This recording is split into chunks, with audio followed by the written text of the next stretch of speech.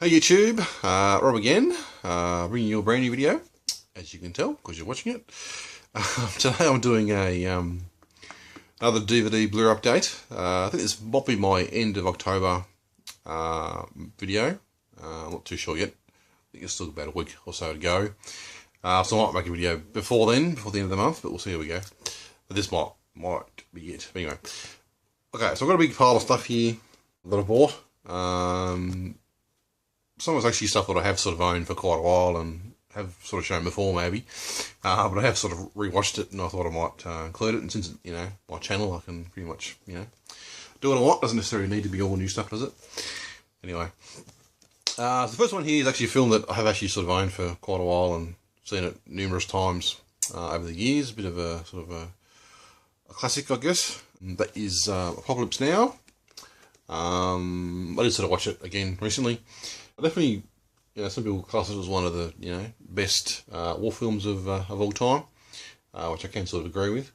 And this film sort of comes in sort of two editions. You've got the theatrical edition, which came out, in 1979 when the film was released, and then you've got the Redux edition. And I'd sort of say that I think I do sort of prefer perhaps the theatrical edition actually. Because normally, the director's cut or the longer edition is normally the one that most people like. But there's a few sort of scenes I think in the Redux edition that I don't particularly like. I don't sort of the surfboard scene. I was never sort of a fan of that particular scene, and a few other small things. But I think but I definitely I think I do perhaps prefer the theatrical version actually. But it's definitely a great film. It's a film I've, sort of said before, I have sort of watched it quite a few times over the years, and it is actually sort of quite an experience, I think, to watch it. Most people probably already know what it's about, but it's similar sort of premise. You've got the Martin Sheen. He's sort of been in Vietnam for quite a while, and at the beginning of the film, he sort of talks about how he sort of when he's sort of in the jungle, he can't wait to sort of get back home, sort of thing. But when he's home, he can't wait to sort of get back in the jungle again. He's sort of on this sort of circle, I suppose, of just being stuck in this sort of war mode, I guess, and doesn't sort of know anything else, type thing, because he's been doing it for for quite a while, and that's pretty much all he sort of knows at the moment. So he's sort of sitting around. He's in Saigon, I think, just sort of waiting around for another mission, getting weak, getting slow, as he sort of says. And he sort of gets this mission to sort of this sort of secret mission that doesn't exist, to sort of go up river and sort of find this Colonel Kurtz, which is really sort of high up in the in the army type thing, and basically sort of kill him, sort of thing, because he's, from their intel, he's sort of gone insane, sort of thing. He's just gone off the reservation. So he's Martin Sheen's job. It's just sort of Martin Sheen.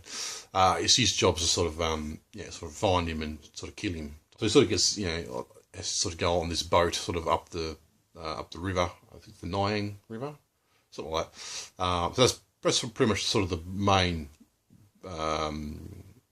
focus of the movie. Him sort of travelling up this long river to sort of find this Colonel Kurtz, and we sort of find out along the way, find out more about Kurtz and what he's done in the past, and why they think he's why he's gone insane, and perhaps needs to be sort of taken out, and sort of meet other sort of characters on the boat along the way, and sort of this sort of build up, I suppose, to sort of make this infamous Colonel Kurtz. Definitely a really good film, and has some really sort of iconic scenes to it, and definitely a sort of film that sort of makes you think. I think there's a lot of it's a fine line between you sort of go well, I guess in any war, there's this job of these men to sort of go out and sort of kill people, and that's a good thing to sort of kill the enemy. But if they're sort of back home and they killed someone, then that'd be in a lot of trouble. But because it's an enemy, and because it's wartime, that's a lot of things get sort of thrown out the window. Some ways especially with this movie, very sort of surreal experience, and it's absurdity of war, and it's I don't know, a bit hard to perhaps explain, I suppose. I'm not very well, I don't think. But definitely a really good film, and I mean, every film you've either got to at least watch once. One of those films 100 films before you die, type thing, and I definitely recommend at least watching the theatrical version of it, and then perhaps later on, if you're interested, perhaps watch the Redux edition. I mean, there's nothing wrong with the Redux edition. It's just, yeah, a few sort of scenes I don't particularly like, and I think I do prefer perhaps the theatrical version of it. But definitely a great film. Definitely one to check out. This is a really good set too, actually. Sort of a special edition which I got. So that's that. Okay, next film, big sort of really sort of popular film, and a lot of people talking about it and raving on about it and saying it's really good, and so obviously I just sort of check it out eventually. So I finally got around to it. It's Quentin Tarantino movie, so obviously a lot of hype to it as well. A lot of hype that sort of goes along with it. This is his last film, Django Unchained. Definitely sort of a very sort of well-made movie. Great sort of characters to it, and really good sort of premise to it, and just has that sort of Quentin Tarantino sort of style to it. But to be honest, the film I didn't sort of enjoy it that much, to be honest. A lot of people sort of reckon it was really good and recommend it. Great characters to it and really good sort of premise to it. But I mean, with any sort of Quentin Tarantino movie, it's always a very interesting watch, and you always sort of have this alternative sort of way of sort of showing things, and always makes it sort of a fun, entertaining watch. But I just sort of found, when I was watching, I just sort of, I was just rather bored with it. I just for some reason, I just really couldn't get into it, sort of thing. I'm not quite sure why exactly. I mean, I could tell it was, a good movie, and so I mean, it's a film I definitely would recommend people watch, and it might have just been me, that time maybe. When I was watching, I just really couldn't get into it. I mean, the premise to it, I suppose people know what it's about, but you sort of got Jamie Foxx, Django, then you got Christopher Waltz. Christopher Waltz is like a sort of a bounty hunter, sort of in the South. He sort of that's his job. He sort of goes out and sort of finds these men and sort of kills them, and then sort of brings them back and sort of gets the bounty on them type thing. These criminals. At the beginning of the movie, he's sort of trying to sort of track down these three brothers, and one of the people that knows what they look like is actually Django here. He's actually a slave, so they sort of team up, and Django sort of gets promised he'll be set free if he sort of helps him sort of find these three brothers. And they sort of do that. And they sort of find I won't spoil it, but they do sort of find the three brothers. But they sort of the two of them sort of join up and sort of become friends type thing. And Walt sort of teaches Django how to fire a gun, and sort of thing. They sort of join up and sort of together they sort of become bounty hunters.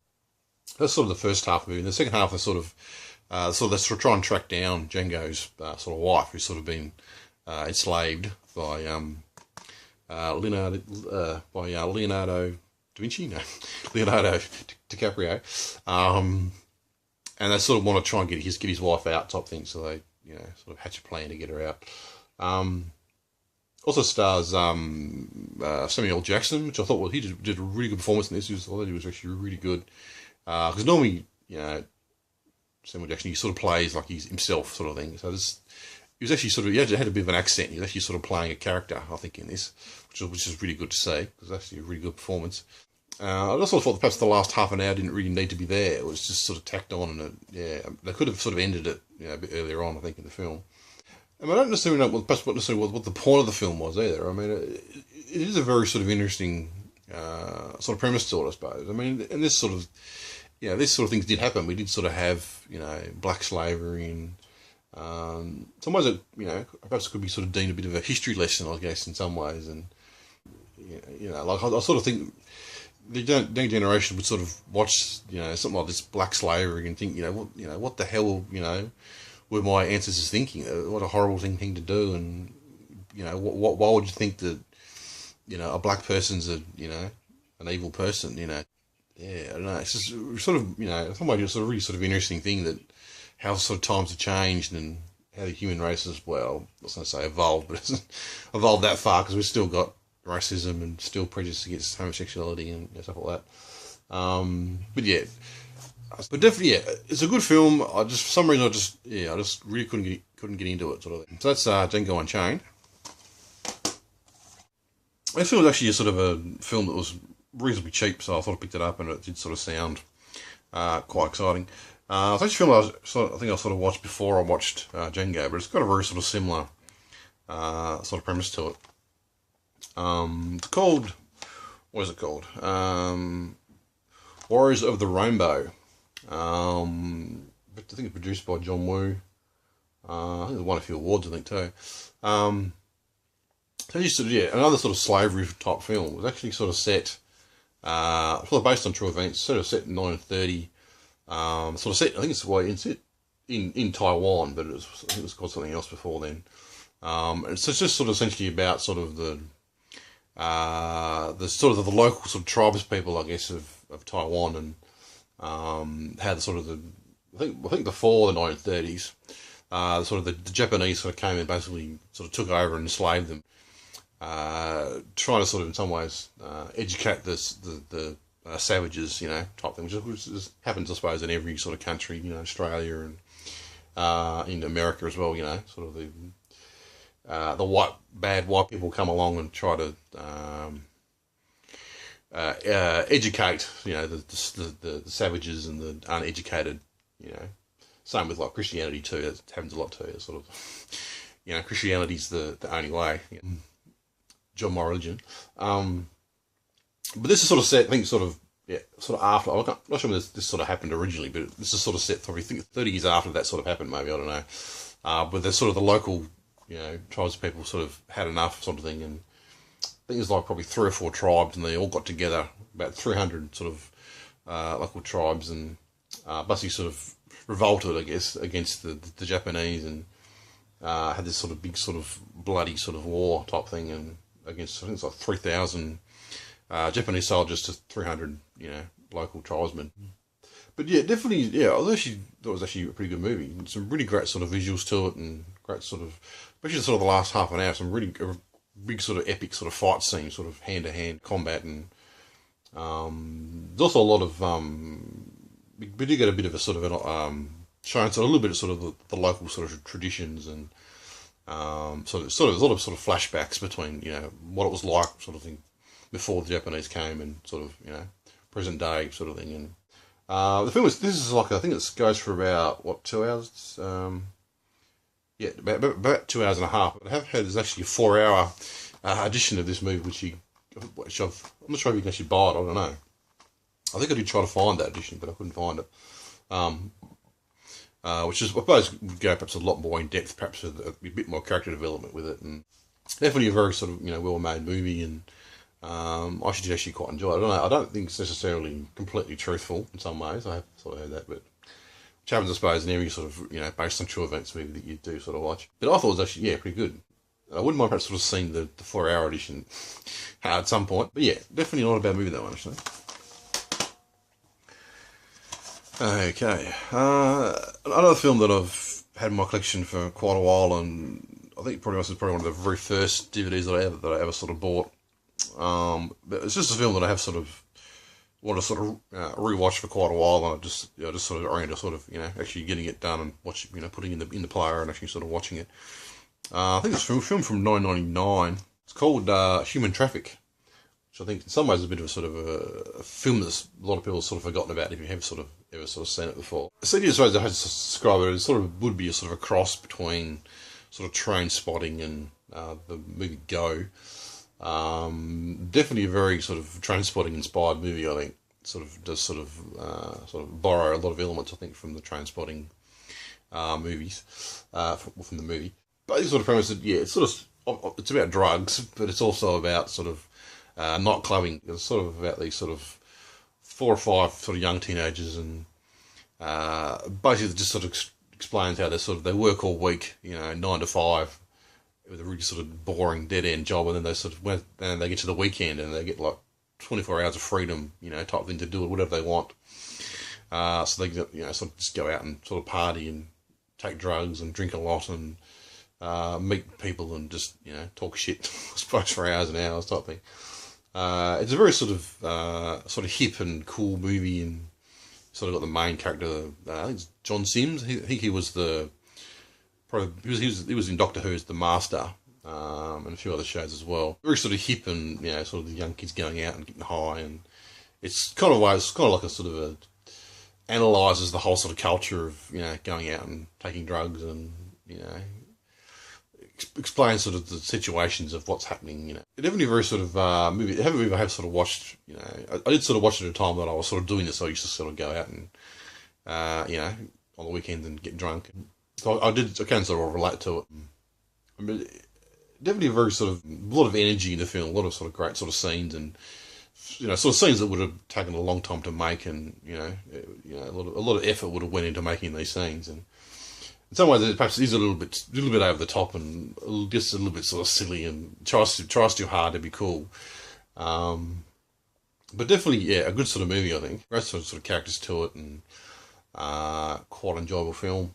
It talks about sort of the working all week, and then sort of getting ready for to go out and meeting friends, and getting tickets to sort of go to a nightclub, and meeting random strangers, and talking shit to them about nothing for a few hours, and then just you sort of get to a peak, and then you sort of start to come down again, and you sort of start to think, well, start to you don't want to sort of talk to anyone anymore, and you just want to go home and sleep, and you sort of stink, and you sort of what I mean, you sort of think, well, you think, oh, this is horrible, and why did I do that? I never want to drink again. I never want to do this again.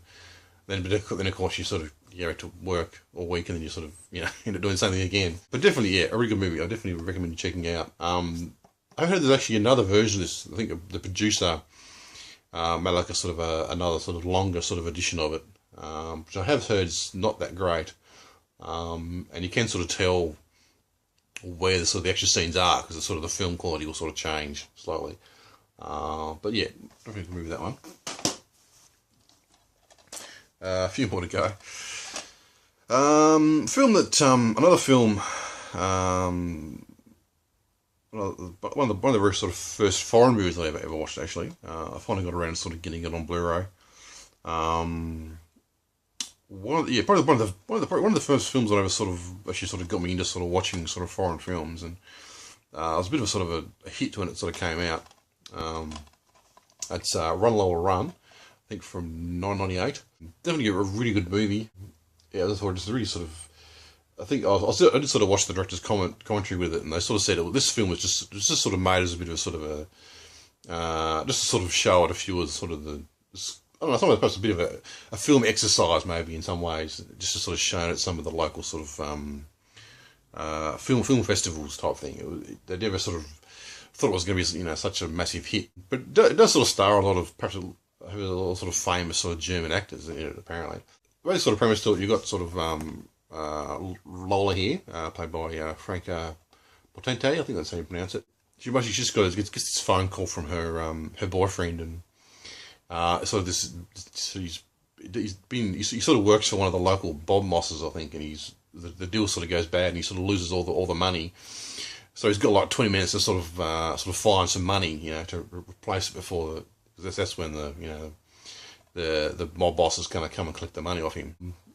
So he sort of asks, rings up Lola and gets her to help, and she sort of rushes out the door and sort of runs to, try and find a solution for him type thing. And the film is sort of done sort of 3 times. Like she sort of goes out and tries to get the money and sort of fails the first time. So she sort of goes back and sort of the film sort of restarts again from when she first got the phone call, and she sort of goes out and tries again. Sort of each time she sort of goes out, little things sort of change. Like something sort of changes at the start, then they'll sort of change all the events that sort of happen slightly further down the line. But definitely, a really good sort of film, and really sort of action non-stop, sort of film to it, and a lot of little sort of things. Each time, the story changes slightly, and you sort of pick up on little things here and there, and how it sort of impacts, other people's lives. But yeah, definitely it's a really good film. I mean, it's I don't know what else to say about it really. It just I just really do look. I just find it really sort of just fun. It's a very sort of simple, almost a very sort of simple sort of premise to it, and but just a really sort of fun movie to watch, I think.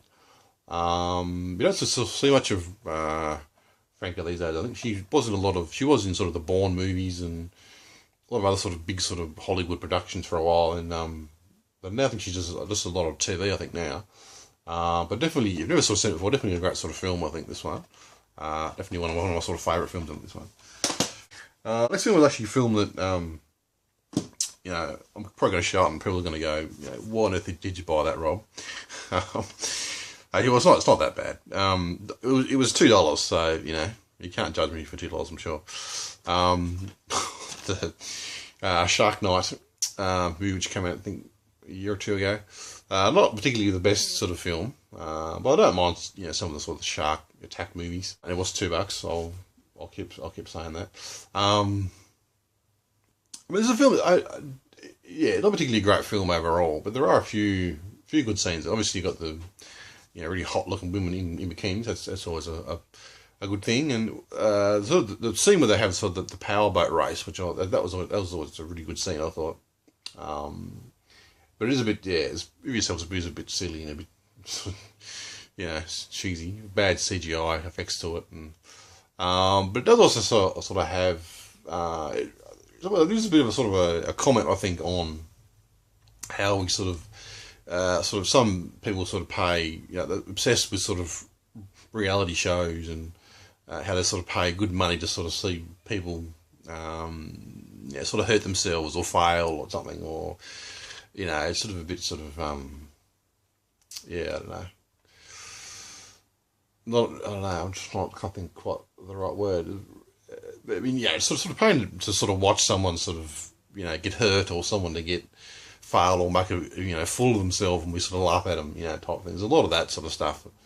So I was never a sort of fan of, to be honest. But I think there's definitely a comment about that, because people, you know, I won't sort of perhaps spoil it for you, but there definitely is a bit of that element to it. But yeah, I mean, it's probably just a sort of fun flick you'd probably watch once and, you know, forget about it, probably. But I don't know, I might perhaps watch it again, you know. So just, yeah, for $2, as I said before. Yeah, I just thought I'll grab it, you know. So yeah, that's that. Next thing I got is a really awesome box set, which I got off Amazon. It was like, you know, deal of the day. So I got this for a really cheap price, and so it's the first 6 movies of Star Trek. So I've got really thin, a bit clear there, real sort of thin cases, but it does contain, I think, all 6 movies, and definitely, yeah, I thought it was really cheap. I can't remember how much it was, but it was an absolute bargain. So I picked it up, and look forward to sort of giving this a bit of a watch at some point. It was also in a second-hand store the other day, and actually it would be the same one I bought Shark Night from. And I found all these Star Trek, just random Next Generation discs. So there's random discs out of the set. So I don't know, it's a mixture, I suppose, of what's that? Season 5, disc 2. We got Season 5, disc 6. I think that is. Season 2, disc 6.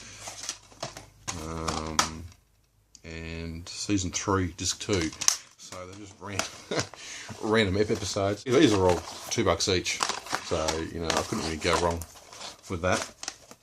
And the final 2 are just 2 I got from an Amazon order, which I ordered a little while ago.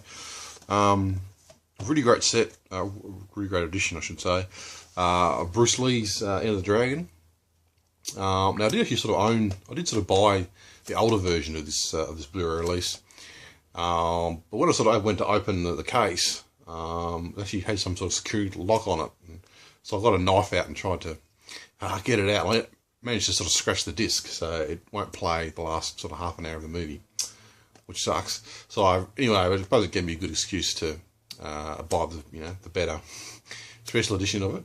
It was actually a really sort of thick case in this one too, which I was quite surprised at. Actually, I thought it was going to be a lot thinner. But it's a really nice release, and definitely a great movie, this one, actually. I think it's one of those movies you sort of forget how good it is until you sort of rewatch it again. But that's, definitely a great movie. If you've never seen it before, definitely a classic, definitely worth watching. The final one's a bit of a sort of a film classic. Comes with a slipcover.